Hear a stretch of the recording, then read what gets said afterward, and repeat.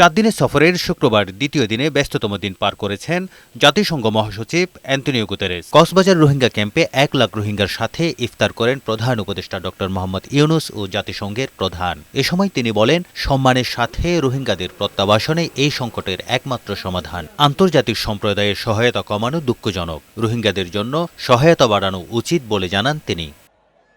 এ সময় চট্টগ্রামের ভাষায় রোহিঙ্গাদের উদ্দেশ্যে বক্তব্য রাখেন সরকার প্রধান।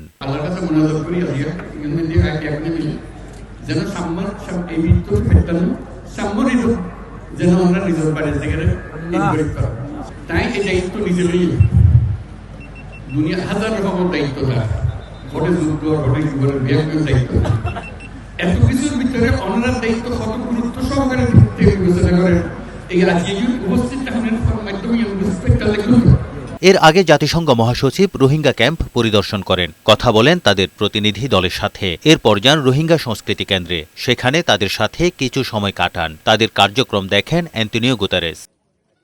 পরে গণমাধ্যমের সাথে কথা বলেন জাতিসংঘ মহাসচিব। রোহিঙ্গা ক্যাম্প পরিদর্শনের পাশাপাশি প্রধান উপদেষ্টা ড মোহাম্মদ ইউনূস নির্মাণাধীন কক্সবাজার আন্তর্জাতিক বিমানবন্দর ও খুরুশকুল জলবায়ু উদ্বাস্তু কেন্দ্র পরিদর্শন করেন। পরে জেলা প্রশাসনের আয়োজনে স্থানীয়দের সাথে এক মতবিনিময় সভায় অংশ নেন প্রধান উপদেষ্টা। এ সময় তিনি বলেন, সেবা খাতসমূহ উন্নয়নে সরকারের পাশাপাশি নিজেদেরই এগিয়ে আসতে হবে। কিছুদিনের মধ্যেই দ্রুতগতির ইন্টারনেট নেটওয়ার্ক স্টারলিংক আসবে বলে জানান তিনি। স্টারলিংক শুনছেন বোধহয় পত্রপত্রিকায় যে একটা ইন্টারনেট ফ্যাসিলিটি আমরা তৈরি করতেছি, ইন্টারনেট ফাস্ট, খুবই দ্রুত ইন্টারনেট। এই দ্রুতগতির এই কয়েকটার মধ্যে এসে যাবে। বহু হাসপাতাল ডাক্তার নেই, তো এই খামোখা এত টাকা খরচ করে এরকম একটা দালান কোঠা বানিয়ে যন্ত্রপাতি এই কষ্টের মধ্যে যাওয়ার দরকার থেকে আমাদের সরকারের উপর এটা একদম না করে এটার থেকে ভরসা একজনের উপরে কাজ করলে কিন্তু অনেক দূরে গিয়ে যায়।